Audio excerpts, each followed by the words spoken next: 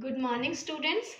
Today we shall learn the derivation of total surface area of cylinder. This is cylinder whose radius is r and height is h. See, this is a cylinder. Actually, it includes three parts. When we open it, that is first circle and the second circle. And when we open this curved part, we let to know that this is actually a rectangle. This is actually a rectangle. Fine.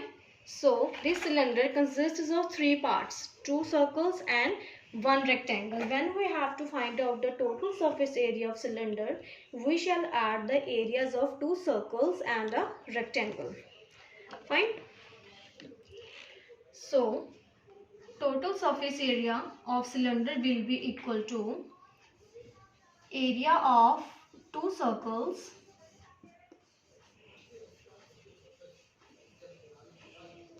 plus area of rectangle.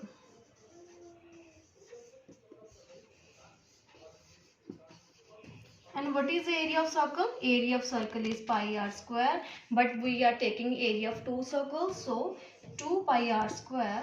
And what is the area of rectangle? Area of rectangle is L into B plus L into B. And what is the length of this rectangle? What is length? See, this is rectangle. If we fold this, then we get to know that the length of rectangle is actually the circumference of this circle. Fine. So length is 2 pi r.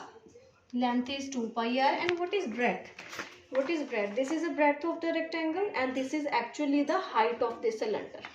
This is the height of this cylinder. Fine.